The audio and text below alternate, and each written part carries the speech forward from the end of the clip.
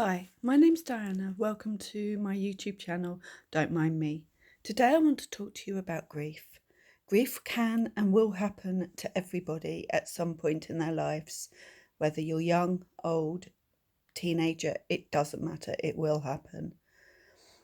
There are several signs of grief, and these are numbness, anger, depression, shock, to name but a few. I have been through all of these. The first death that happened to me was when I was 12. I lost my grandmother, and she was in a residential home owned by a lovely family who had tried to phone us and speak to my dad. Unfortunately, we had a fault on the line and we were getting no phone calls. So the owner actually came and visited us personally and broke the news to my dad, who then broke the news to us. I remember crying, but other than that, that's it. However, when I lost my dad at the age of 21, that was completely different. Sorry. I was very close to him. He was a naval lieutenant commander, and he used to make me laugh and cry, as all dads do. I remember back in 1986, I started my nurse training. He came to pick me up for a 3-week break, and he told me that he'd been getting pains in his tummy, but he just rubbed it off as hiatus hernia. My dad was one of these people that would not go to the doctors unless absolutely necessary. So in his mind, that's all it was, hiatus hernia. He started losing weight, but deep down, I knew it was more than a hiatus hernia. I left nursing that same year in November to help my mum look after him. He was actually diagnosed with pancreatic cancer in December of 86 and unfortunately passed away, in February of 1987. I did most of my crying and grieving when he was ill, seeing him lose weight, not being able to do the things that he used to do. It was painful. It made me angry. But then when he died, which happened when he was in a hospice, I went to see him with my mum the day they took him in. I was told that they were only regulating his meds and that he'd only be in there for 10 days. Unfortunately, when my mum went to see him the next day, he'd had a stroke sometime from the time we'd left on the Thursday to when my mum went to see him on the Friday. She came home in tears and actually broke the news that he had a stroke and he was semi-conscious. He was very important to me, and it upset me seeing him the day he went in.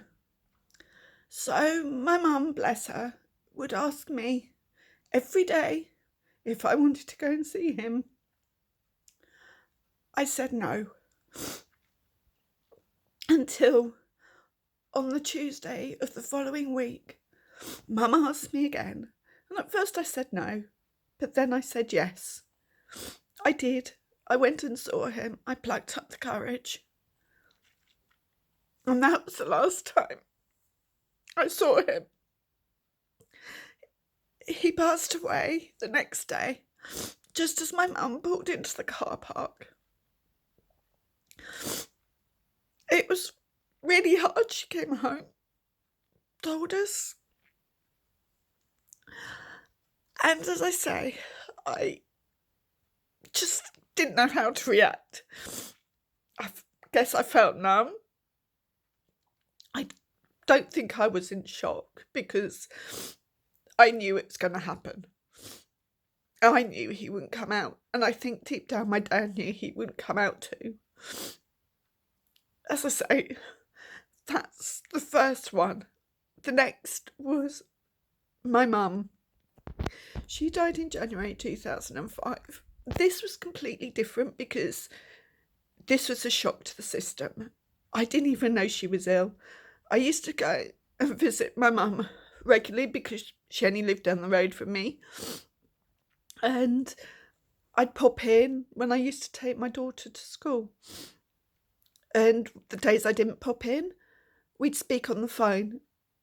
We were very close, especially after my dad died. We spoke about things that you don't normally talk about. And this particular week, I saw her on the Monday. I put the rubbish out for her. And then I went home.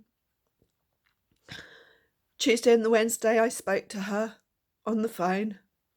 And then she always used to have a nap in the afternoons. And this particular day, on the Wednesday, she phoned me about 8 o'clock in the evening to say that she'd woken up and felt quite rough. And I said I'd go and see her the next day after I dropped Megs off at school. I did. I only stayed about half an hour, but she didn't seem well. And mum being mum, if I'd have suggested phoning the doctor, she would have said, no, don't be so silly. I'm going to have a rest and then I'll be fine, which is exactly what she did. I picked my daughter up from school, came home, did the usual things, did her tea. She went to bed. My husband came in about 7:15, said goodnight to her. Then, round about 9 o'clock, I decided I was going to get ready for bed. And there was a massive knock on the door. My husband opened the door and there were 2 policemen standing there. They came in. We sat down and then they broke the news that my mum had passed away. I didn't know. I guess I had no reaction because I was in shock. My husband, bless him, phoned his boss to let him know because his boss knew my mum. He also phoned his parents, who came round immediately and were amazing, as was my best friend, or one of my best friends. What had happened with my mum was the fact that after I left, she'd obviously phoned the doctor, had a nap. The doctor made a house call. There was no answer, so he phoned the police. My mum always used to leave the little fanlight window open, so they managed to put their hand through and open the big window so they could get in without breaking anything. And they actually found her asleep. The doctor was still there. They let him in, and it was the doctor who pronounced her dead. She'd passed away in her sleep. I was the one that had to deal with the funeral, with all her bits and pieces that she had to do. As my sister lived abroad and my brother lived up north, it was difficult, but I had the support of my husband and his family, as well as my own family on my dad's side. When the funeral came, I was told in no uncertain terms by a certain member of my family who was grieving in her own way. She was angry, but she told me that I wasn't allowed to cry, otherwise I'd be letting the family down. I didn't. I stood there, as any child did or would. No tears, nothing. I got backlash for it from my sister, not because she told me not to cry, but because she was angry. She hadn't been there, she hadn't seen my mum, and the only way she could get her anger out was at me. She blamed me for not being there, not calling the doctor when I should have done. But as I say, I didn't even know she was ill until it was too late. We're okay now.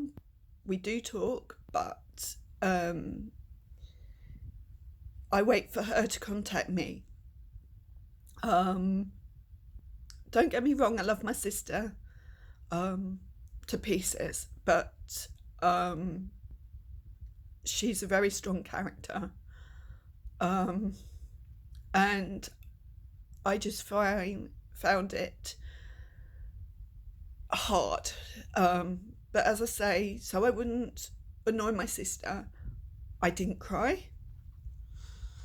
So my grief was bottled up. Then in 2012, we lost my husband's nan, my daughter's great nan. That happened in February.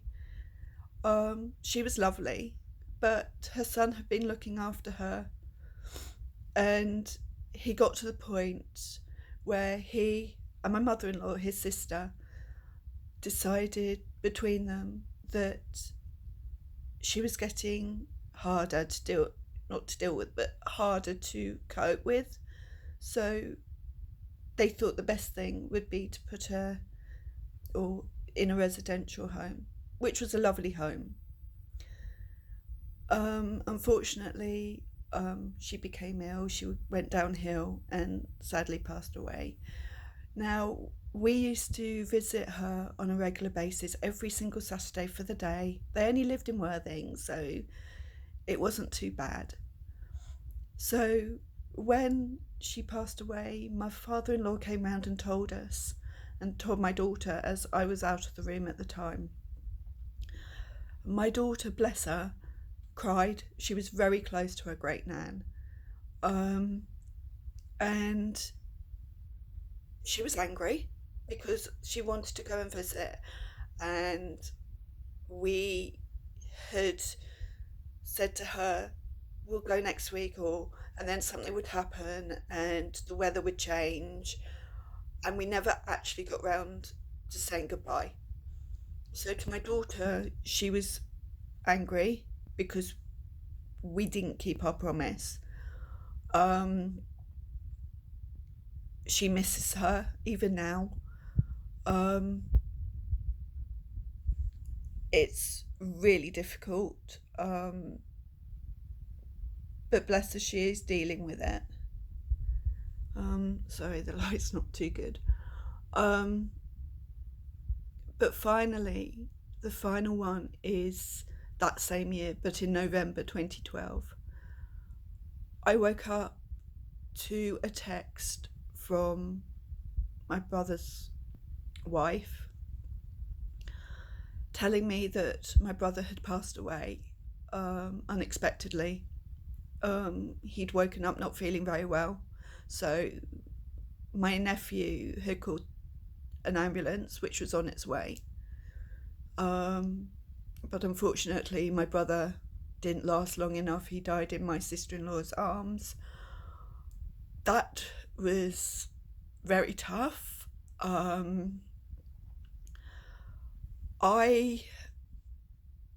cried,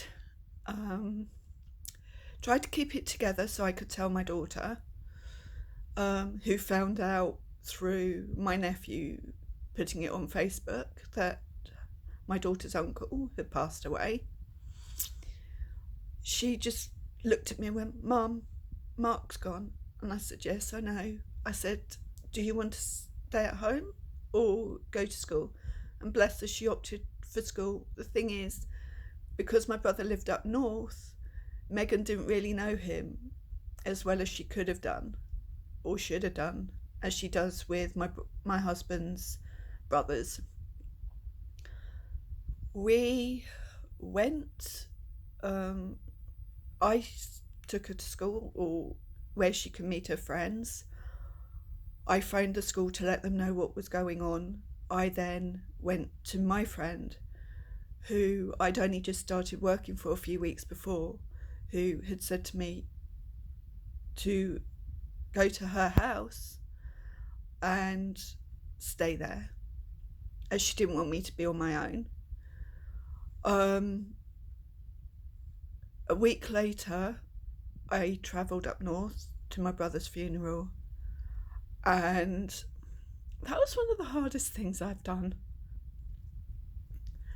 I was determined to be strong for my brother's family, for my nieces and nephews.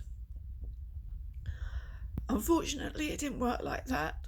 I think all the pent-up grief from losing my dad, my mum, especially my mum, being told, as I say, I couldn't cry, was let go in one fell swoop.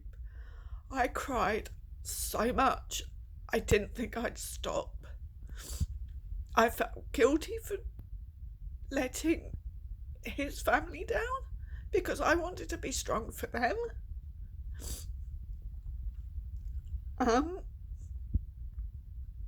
As you can see, it's still a bit raw. But it does get better. It doesn't matter what people tell you. Grief is something that only you as that person can deal with in your own way. It can take anything from 6 to 8 weeks in some cases, but in other cases it can take anything from 6 months to 4 years, if not longer. We will all go through this, and even people with pets, they suffer grief too. It may not be a human, but they're still part of the family, and yes, you will suffer grief when you lose a pet too. Believe me. Grief is very difficult, and as I say, I can only talk from my own experiences.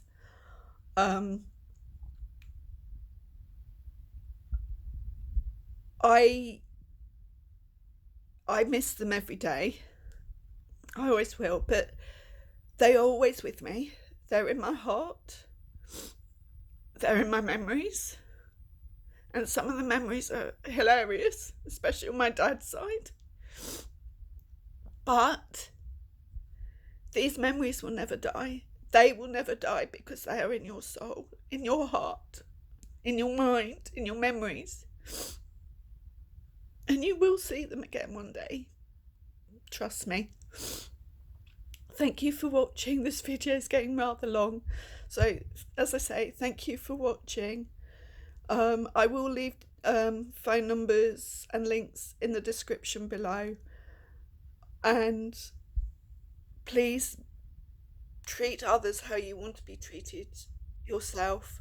And if you can think of positive ideas for the next few videos, please leave them in the comments. Thank you.